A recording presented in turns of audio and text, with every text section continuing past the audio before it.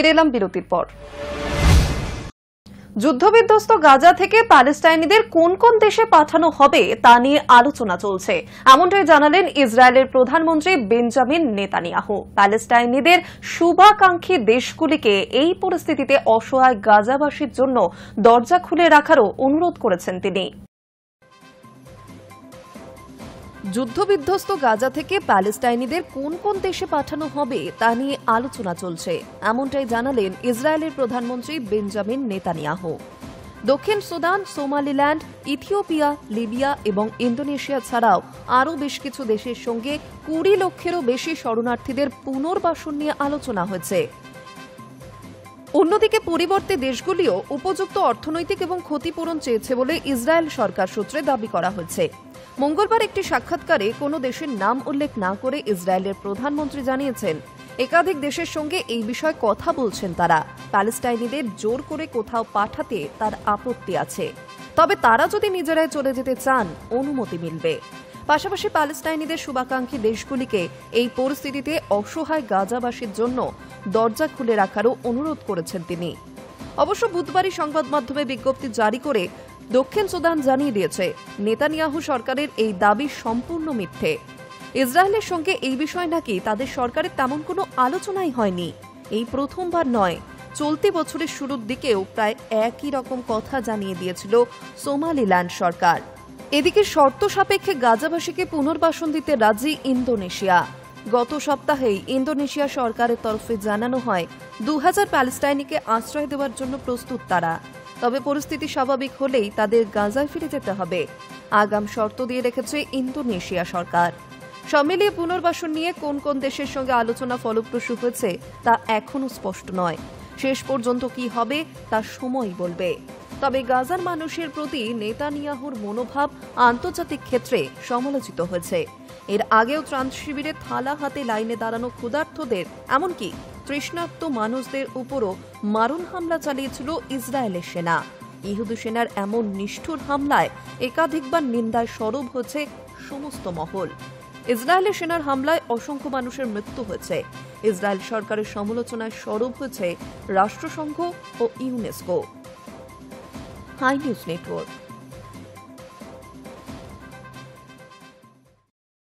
চোখ রাঙাচ্ছেন Donald Trump. ভারতের উপর 50% শুল্ক চাপিয়েছেন। স্বাধীনতা দিবসের ভাষণে প্রধানমন্ত্রী নরেন্দ্র মোদীর নাম না করে বারবার ট্রাম্পকে বুঝিয়ে দিয়েছেন, কৃষক, পশুপালক, মৎস্যজীবীদের স্বার্থের সঙ্গে আপোষ করবেন না ভারত, বরং সমস্ত ক্ষেত্রে আত্মনির্ভর হয়ে উঠবে দেশ। চোখ রাঙাচ্ছেন ডোনাল্ড ট্রাম্প। ভারতের উপর 50% শুল্ক চাপিয়েছেন, তবে মার্কিন চোখ রাঙানির সামনে অকুতোভয় ভারত। স্বাধীনতা দিবসের ভাষণে প্রধানমন্ত্রী নরেন্দ্র মোদীর নাম না করে বারবার ট্রাম্পকে বুঝিয়ে দিয়েছেন, কৃষক, পশুপালক, মৎস্যজীবীদের স্বার্থের সঙ্গে আপোষ করবে না ভারত, বরং সমস্ত ক্ষেত্রে আত্মনির্ভর হয়ে উঠবে দেশ। বাণিজ্য চুক্তি নিয়ে দীর্ঘদিন আলোচনা হলেও এখনও সেটা সই করতে পারেনি ভারত, আমেরিকা। বিশ্লেষকদের মতে সে দেশের কর্পোরেট সংস্থাগুলির চাপে কৃষি পণ্য, মৎস্য এবং ডেয়ারি পণ্যের ভারতীয় বাজার উন্মুক্ত করতে চায় আমেরিকা। সেই শর্তে রাজি নয় ভারত, তার ফলেই আটকে রয়েছে ভারত আমেরিকা বাণিজ্য চুক্তি। উল্লেখ্য, ব্রিটেনের সঙ্গে বাণিজ্য চুক্তিতেও এই 3টি ক্ষেত্রের বাজার খোলেনি ভারত। স্বাধীনতা দিবসের ভাষণে মোদী আবারও মনে করিয়ে দিয়েছেন, ভারতের কৃষক, মৎস্যজীবী এবং পশুপালক সংক্রান্ত অহিতকারী নীতির বিরুদ্ধে মোদী দেওয়ালের মতো বাধা হয়ে দাঁড়িয়ে রয়েছে। এখানেই শেষ নয়, শুল্ক যুদ্ধের আবহে আত্মনির্ভরতার জয়গান গাইলেন প্রধানমন্ত্রী। নাম না করে মার্কিন প্রেসিডেন্ট ডোনাল্ড ট্রাম্পকে বার্তা দিয়ে আমদানি নয়, রফতানির ওপর জোর দেওয়ার বার্তা দিলেন প্রধানমন্ত্রী। প্রতিরক্ষা থেকে খাদ্য, কৃষি থেকে প্রযুক্তি, সব ক্ষেত্রেই আত্মনির্ভরতা বাড়ানোর পক্ষে বার্তা মোদীর। আত্মনির্ভর ভারতের যুদ্ধাস্ত্রে পাকিস্তানকে মাত দেওয়া গিয়েছে, সগর্বে জানালেন প্রধানমন্ত্রী। তবে বেশ কিছু ক্ষেত্রে বন্ধু ট্রাম্পের বিষয় সুর নরম করার ইঙ্গিতও মিলেছে মোদীর বক্তব্যে। লালকেল্লা থেকে এদিন তিনি বলেন, প্রকৃত অর্থে আত্মনির্ভর হতে গেলে শক্তি সম্পদের ক্ষেত্রে স্বাধীন হওয়া অত্যন্ত গুরুত্বপূর্ণ। সৌরবিদ্যুৎ এবং জলবিদ্যুৎ উৎপাদনে ব্যাপক উন্নতি হয়েছে। পরমাণু শক্তির ক্ষেত্রেও ভারত আরও উন্নতি করছে। সমুদ্রগর্ভে তেল এবং প্রাকৃতিক গ্যাসের ভান্ডার খুঁজতে সমুদ্র মন্থনের ডাক দিয়েছেন মোদী।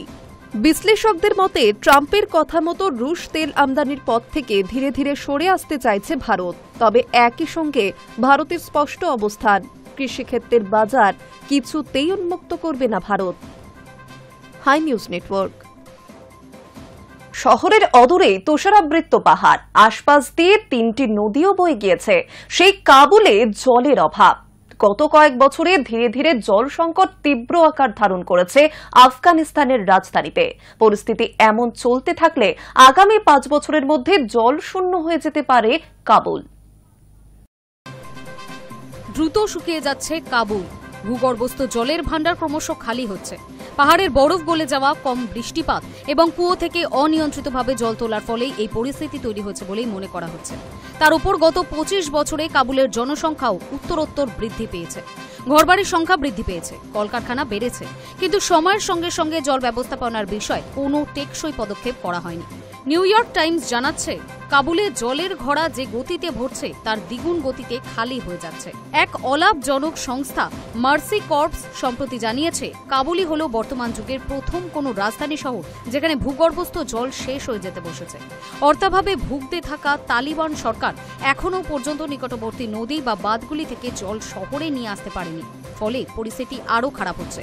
আফগানিস্তানের রাজধানীর পরিস্থিতি এতটাই খারাপ যে শহরবাসীদের মধ্যে প্রায়শই জল নিয়ে বচসা বেঁধে যাচ্ছে। অতীতে বিদেশি বিনিয়োগকারীরা বিভিন্ন বাঁধ প্রকল্পের বিনিয়োগ করেছিলেন। পাইপলাইনের মাধ্যমে কাবুলের বাড়ি বাড়ি জল পৌঁছে দিতে উদ্যোগী হয়েছিলেন তারা, কিন্তু তার বেশিরভাগই কাজ শেষ হয়নি। আবার তালিবান সরকারকে বিশ্বের বিভিন্ন দেশ স্বীকৃতি দিতে অস্বীকার করলে 2021 সালের পর অনেক সংস্থা হঠাৎ করেই প্রকল্পের কাজ বন্ধ করে দেয়। কাবুলে বর্তমানে কিছু সংস্থা বাড়ি বাড়ি জল সরবরাহ করে, তবে যারা সেই জল কিনতে পারেন না তাদের নির্ভর করতে হয় মসজিদের কল বা কোনো দাতব্য প্রতিষ্ঠানের ওপর। কাজ থেকে ফিরে বিকেলে তারা সবাই করিমের মতো ঠেলা গাড়িতে জলের ড্রাম নিয়ে বেরিয়ে পড়ে। ড্রামে জল ভরে বাড়ি নিয়ে যান তারা। নিউ ইয়র্ক টাইমস জানাচ্ছে, এই সমস্যা দূর করার জন্য অর্থ জোগাড় করতেই হিমশিম খাচ্ছে তালিবান সরকার। 2021 সাল থেকে এখনো পর্যন্ত গোটা আফগানিস্তানে মাত্র 4টি বাঁধ তৈরি হয়েছে। তার মধ্যে একটি রয়েছে কাবুল থেকে প্রায় 32 কিলোমিটার দূরে। ওই বাঁধের সঙ্গে পাইপলাইনের মাধ্যমে কাবুলকে যুক্ত করা গেলে হাজার হাজার পরিবারের কাছে জল পৌঁছে দেওয়া সম্ভব হবে, কিন্তু সেই কাজ এখনো হয়ে ওঠেনি। এছাড়া 50-এর উপত্যকার কাছেও একটি পাইপলাইনের কাজ হওয়ার কথা রয়েছে, কিন্তু সেটিতে এখনো তালিবান সরকার চূড়ান্ত অনুমোদন দেয়নি। আফগানিস্তানের জল এবং জ্বালানি মন্ত্রকের মুখপাত্র মতিউল্লাহ আবিদ এক সাক্ষাৎকারে জানিয়েছেন, তাদের সব প্রকল্পই অনেক খরচ সাপেক্ষ। তালিবান সরকার বর্তমানে সেগুলির জন্য খুব বেশি হলে অর্ধেক অর্থ বিনিয়োগ করতে পারে। নিউ ইয়র্ক টাইমস অনুসারে সেই দেশে জল সংকট মোকাবিলায় মূলত 2টি প্রতিকূলতা রয়েছে। প্রথমত, বিদেশি বিনিয়োগ হাত গুটিয়ে রয়েছে, যার ফলে বেশিরভাগ কল এখন বন্ধ। দ্বিতীয়ত, বেসরকারি বিনিয়োগের অভাব রয়েছে। এই দুই সমস্যার সমাধানের পথ খুঁজছে কাবুল। High News network. দুজনেই ভালো অভিনেতা, দুজন দুপারের, কিন্তু বন্ধুত্ব অটুট। চঞ্চল চৌধুরী এবং প্রসেনজিৎ চট্টোপাধ্যায়। চঞ্চল চৌধুরীকে নিয়ে কি বললেন প্রসেনজিৎ, দেখুন। দুই বাংলাতেই অনেক ভালো ভালো কাজ করেছেন। হয়তো নিজের দেশ বাংলাদেশে সেই কাজের সংখ্যাটা বেশি। টলিউডে হাতে গোনা যে কটি কাজ করেছেন, প্রত্যেকটিতে দক্ষতার ছাপ রেখেছেন চঞ্চল চৌধুরী। ওপার বাংলার দর্শকদের কাছে খুবই প্রিয় অভিনেতা তিনি। সেখানকার অন্য অভিনেতাদের কাছেও তিনি সম্মানীয়। এপারের বাংলা ছবির অভিনেতারা তাকে নিয়ে কি ভাবেন? তারাও কি একইভাবে অভিনেতাকে তার কাজ পছন্দ করেন? সম্প্রতি বাংলাদেশের এক ভিডিও সাক্ষাৎকারে উঠে এসেছিল প্রসঙ্গটি। সেখানেই চঞ্চলকে নিয়ে কিছু কথা বলেন প্রসেনজিৎ চট্টোপাধ্যায়। জানান, অভিনেতা চঞ্চল তার কাছের মানুষ, মনের মানুষ। এরপরেই বলেন, চঞ্চল আমার থেকে ছোট। আমি বয়সে ছোট হলে ওর পায়ে হাত দিয়ে প্রণাম করতাম। একথা শুনে আবেগ ধরে রাখতে পারেননি অভিনেতা চঞ্চল। ক্যামেরার সামনেই কেঁদে ফেলেন। নিজের আবেগ সামলাতে দুহাতে মুখ ঢাকেন। প্রসেনজিৎ আন্তরিক গলায় বলেন, ওর অভিনয় নিয়ে আলোচনা করার যোগ্যতা আমার আছে কিনা সেটাই জানি না, তবে অভিনয় জীবনে ওর বেড়ে ওঠা আমি খুব কাছ থেকে দেখেছি। আমাদের প্রথম আলাপ গৌতম ঘোষের মনের মানুষ ছবিটিতে। গৌতমদা যখনই ওর নাম বলেছিলেন খুব খুশি হয়েছিলাম। যদিও তার আগে চঞ্চল অভিনীত মনপুরা ছবিটি দেখে ফেলেছেন প্রসেনজিৎ। এই ছবি অভিনেতার প্রতি আগ্রহ বাড়ায় তার। কলকাতা আন্তর্জাতিক চলচ্চিত্র উৎসবে চঞ্চলের হাওয়া ছবিটি দেখানো হয়েছিল। সেই ছবি প্রেক্ষাগৃহে বসে সবার সঙ্গে দেখেছিলেন বুম্বা দাও। তবে তিনি অভিভূত সৃজিত মুখোপাধ্যায়ের পদাতিক ছবি দেখে। সৃজিতের জাতিস্বর ছবির কুশল হাজরার কথায় পর্দায় মৃণাল সেন হয়ে ওঠা সহজ নয়। চঞ্চল সেটাই পেরেছে। ছবি দেখার পর মনে হয়েছিল ওর পা ছুঁয়ে প্রণাম করি। ব্যক্তি চঞ্চলকেও পছন্দ করেন প্রসেনজিৎ। প্রতি মাসে ফোনে তাদের সাথে কথা হয় জানান তিনি। তার মতে ভালো অভিনেতার মধ্যে একজন ভালো মানুষও থাকেন, সেই গুণেই তিনি ভালো অভিনেতা হয়ে উঠতে পারেন। চঞ্চল তাই ভালো অভিনেতার পাশাপাশি ভালো মানুষও।